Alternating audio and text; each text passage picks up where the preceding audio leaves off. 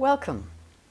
Over the next 12 weeks, I'm going to be releasing a video each week which will focus on a chapter in the book recently published.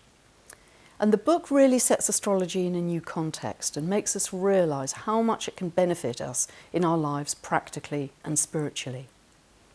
So this is week 1, chapter 1, and chapter 1 really sets the context for astrology as a subject, because it takes us back to the very early days of when astrology was born, about 6,000 years ago in ancient Mesopotamia.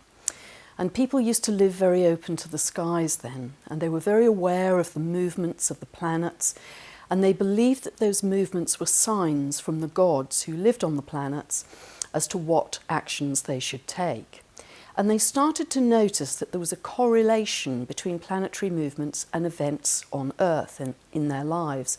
The moon cycles to do with horticulture, that sort of thing. So right from the beginning, from 6,000 years ago, that's really when astrology was born. And it continued to be part of society all the way down through history. It was very much part of science. It was linked to astronomy. It was part of medicine. You couldn't be a doctor in the Middle Ages if you didn't understand astrology to diagnose symptoms. Galileo, in fact, taught astrology as part of the medical curriculum at the University of Padua for several years. It was part of religion. It was taught in ecclesiastical colleges all over Europe, and astrologers held high positions in the courts of the papacy.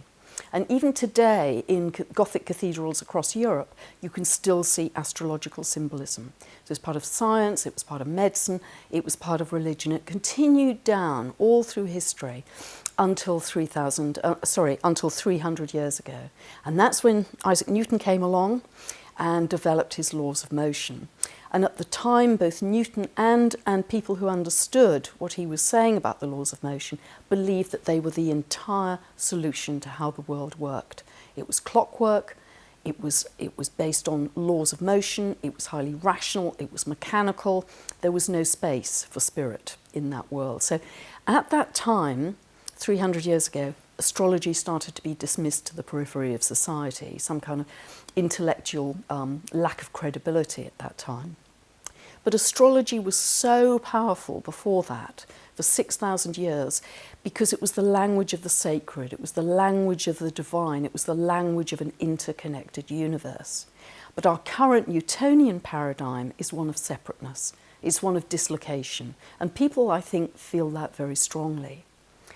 So in our new world, astrology, I believe, is going to take its rightful place again and really teach us in our lives that it's the language of meaning, it's a language of an interconnected universe that can lead you back to yourself and help you fully and completely understand yourself and therefore love yourself. Thank you. That's from my book, You Don't Really Believe in Astrology, Do You?